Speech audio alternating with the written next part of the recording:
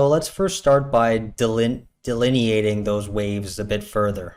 You could call them the four waves of feminism. You could also call them the four waves of the women's movement because referring to something as an ism, whether it be feminism or environmentalism, tends to neutralize it and reduce it to this more stagnant theoretical thing. Because we hear and talk about isms in all sorts of realms of society, and as a result, we may become desensitized to the actual struggles and the power relations that are inherent to things like feminism. So that's why we can also refer to it as the women's movement and women's struggle for equality and representation and many other things. So the first wave, which transpired roughly from the mid 1800s to the early 1900s, pre-World War II, was mainly concerned with women's right to vote or women's suffrage. So at this point, this early point of the women's movement, they were mainly just trying to get basic, essential human rights.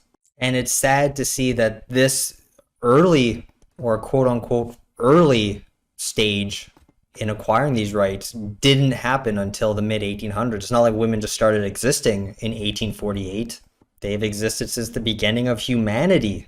So what happened between then and 1848 that precluded women from even trying to or conceiving of this ability to get such a basic right as the right to vote? And with de Beauvoir in that reading, we'll talk about a bit further about the situation, the state and the condition that women found themselves in before 1848 and throughout history, and just how thoroughly marginalized and disempowered and subjugated they were to not even get a chance to fight for or struggle for the most basic essential of rights until 1848. And it's equally sad to see that 1848 to 1920, that's not that long ago. That's just a mere few generations ago. We tend to think of those things, such as the first wave of the women's movement, as being ancient history, but it's very much recent history. It means that as recently as my great grandparents essentially existed during this time, where it just seemed natural. It was naturalized that women were deprived of rights that we in our current state see as natural, inalienable right to vote. Your grandparents' parents didn't have that natural right, or at least the women didn't. And some notable figures from this first wave of the women's movement include Dorothy Day, Sojourner Truth, and Mary Wollstonecraft. These were some of the women who initiated that first wave of collective struggle for the right to participate in a democratic society as valid and contributing social agents and citizens, subjects as opposed to mere objects. So this was just a shade over a century ago that these women were fighting for the most basic of rights, let alone beginning to address all of the other inequalities that persisted and continue to persist, which necessitated and required subsequent waves of the women's movement. So our readings in this week start with the second wave, which is when the writings get more theoretically fruitful, stuff that we can theoretically unpack and discuss. Whereas that first wave and the writings, the women's writings from within it, were, like I said, more concerned with the most primary basic legal rights that should be available to all humans and citizens, including, like I said, the right to vote and and property ownership, all of these official things and big picture things. And thus, having achieved them and attained them through things like the passage of the 19th Amendment to the U.S. Constitution, which finally, long overdue, should have happened a lot earlier than this, gave women the right to vote. Like, think about it. There were 18 amendments to the Constitution before this one, before deciding not to restrict voting rights based on sex. Like, the Second Amendment was the one, the right to bear arms, to own guns and other weapons. And that was the second one. That was, let me search it up. That was passed in 1791.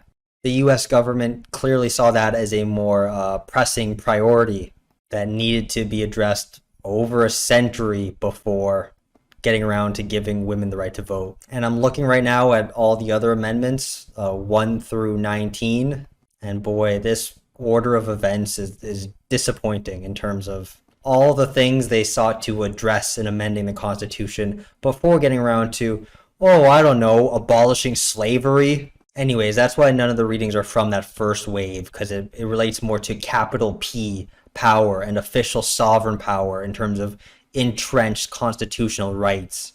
And it's in the second wave when we get into more everyday considerations of gender and the struggles inherent to one's gender identity. So the second wave of the women's movement transpired after World War II and emerged amidst the conditions, the social conditions and economic and legal conditions that women found themselves in post-war industrialized society. And this wave focused more on issues of equality and discrimination, which, like I said, this is where it starts to address less of the big picture official stuff and more of the everyday micro level inequalities and power disparities. It was during this wave that the phrase the personal is the political was coined by feminist theorist Carol Hanisch. And that phrase of the personal is the political kind of characterizes this wave in terms of its attempts to turn allegedly personal issues that women were facing, issues in the household, domestic forms of subjugation and inequality, and rendering them politically significant and shedding light on the power relations and implications of these seemingly personal issues that women were facing. Just prior to this wave in the 50s was when a lot of women were relegated to the household as merely being housewives, basically dutiful servants of their husbands and their children. And the feminist writers at this time tried to reframe that move as a political move because it was. It wasn't just this innocuous thing that happened to happen to a lot of women. It was a widespread and deliberate attempt to relegate women to the household and away from the official realms of power and careers and upwards social and economic mobility that women during that period were precluded from. A lot of these writers lamented an entire lost generation of women who were discursively constructed to fit into that subject position of the loyal housewife, and were taught that it's natural for them to fill that role of domestic servitude. Betty Friedan wrote about this problem in her book, The Feminine Mystique, which was included as a reading last semester when I taught this course. Because even though it kind of seems historical at this point, and the role of the stay-at-home housewife is less prevalent in present day, it's still important to look at how that discourse was constructed. And a lot of these second wave feminist theorists essentially created their own competing discourse to question and challenge that reigning discourse that predominated at the time during the 50s, thus ushering in this second wave of women's liberation movements for equal legal and social rights, and politicize issues that had been in the past discursively constructed as being personal, thus reframing a lot of issues that women were dealing with that they thought were just individual issues, that there was something wrong within themselves, and shedding a light on the collective nature of this struggle and the structural nature of the subservient subject positions that women were put into. So it was about challenging and interrogating discourse as it manifested on the personal and the micro level, so as to enact change on the political and the macro level.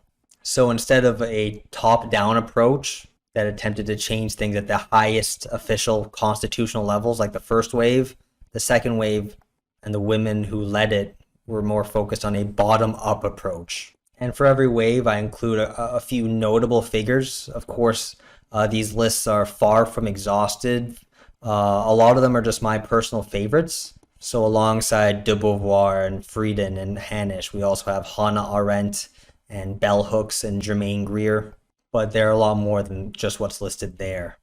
And the third wave began in the early 1990s, and it was largely initiated as a response and a reaction to the perceived failures of the second wave of feminism, thus kind of calibrating some of the aspects of that second wave that more contemporary feminist theorists saw as problematic. Like the second wave writings tended to paint issues with a very wide brush, just treating everything as kind of cut and dry, such as looking at all women's struggles as the same struggles, where all women were facing the exact same obstacles and challenges. And I guess I understand at the time why that was necessary to spark that movement in the first place and to spark recognition and realization in the minds of women that their problems were indeed shared with others. But the third wave comes in and acknowledges the nuances in women's experiences and allows for and celebrates the differences in women's experiences and the multifaceted nature of their struggles, depending on more intersectional considerations such as the woman's ethnicity or economic class. So that second wave of the women's movement claimed to represent all women equally, but for all practical purposes, most of their ideas applied to upper class white women. That was the subject position that those theorists were fighting for, and it was a position that had a bit more power than women who were economically disadvantaged or of different varying skin colors that socially disadvantaged them. So the third wave recognizes and acknowledges that women as a group are not just one homogenous glob of subjects who all think and experience and act in the same way, and that race and culture and ethnicity and religion and economic standing and class and nationality and age are all significant factors that shape a woman's experience and need to be taken into consideration when theorizing and conceptualizing the state and the struggles of women. So the third wave brought about a much more international basis and inclusive basis upon which the multiplicity of women's experiences can come to light, so that women, all women don't have to see themselves as the subject position of a woman painted by that second wave. And women can see themselves for themselves and as themselves in the proliferation of possible subject positions opened up and allowed for by the much more numerous and multiplicitous feminist theories and perspectives that emerged from this third wave. And you can see that just from the mere fact that there are more names listed here as notable figures. We have Butler and Sisu, who we'll talk about in this lecture. We also have Gloria Anzaldúa, who is a reading for the week on culture, and Elizabeth Gross has a reading for next week's topic of the body. So Anzaldúa focuses on the intersectionality between gender and culture, and then Gross takes a more corporeal view of feminism. And then we also have Donna Haraway. I'm sure you're familiar with her to some extent. Her perspective integrates feminist considerations with technology. And then Luce Irigaray was a reading I included a few semesters ago when I taught this course. Wendy Brown intersects feminist considerations with political considerations. Nancy Hardsock is like a Marxist feminist philosopher. Julie Kristeva proposed looking at representations of women in popular culture. And Gayatri Chakravorty Spivak also looked at the intersectionality between feminism and international considerations. So the experience of women in different countries and how they can't all just be reduced into one homogenous blob. So there is some debate as to whether our current state is a continuation of that third wave, or if we've entered into a fourth wave since about like 2011 onwards. because there isn't a huge philosophical shift as there has been, where you can clearly demarcate the first wave from the second wave and the second wave from the third wave. There currently remains a lot of focus on intersectionality. But even though it may not be philosophized and conceptualized as differently as the third wave, there is one notable difference in the means of communicating and disseminating the experiences of women, namely due to social media and the activism that can occur on these platforms and through these platforms, such as the Me Too movement, for example. Also, within this last decade, there's a proliferation of a lot more LGBTQ plus considerations and concerns. Again, that's not necessarily a stark difference or a contrast from the third wave, because theorists like Butler and Wendy Brown and a few others on that list are queer theorists. So it's not really a distinction between the third wave or the fourth wave. It's more of an extension and a continuation of the third wave into more specific directions. Another potential identifier of this third wave is the attempt to make feminism for everyone something more accessible to all women and to all people to learn about and to practice feminism and being a part of the women's movement. Whereas in the second and third wave specifically, the creation of a feminist discourse was mostly limited to a very exclusive tier of the intellectual elite. Like just about every woman on the list for the second and third waves, you had to have a PhD and had to dedicate their life towards researching very specific academic topics. But again, thanks to recent developments in social media and technology, this information can be disseminated so that feminism can be for everyone. Like, feminist discourse doesn't have to be monopolized by solely academic authorities. We all have the tools and the knowledge available to us to learn more about it and to practice feminism on a more everyday level, rather than leaving it to the abstract theoretical realm.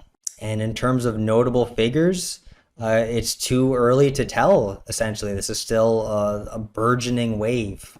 We are still in the very early and exciting stages. And I'm looking forward to seeing what kind of social theory and social action and social change is generated from it. And who knows, maybe you can be a notable figure. No matter who you are, no matter what your background, like I said, with this wave, you don't need to have a PhD. You don't need to be an upper class white woman.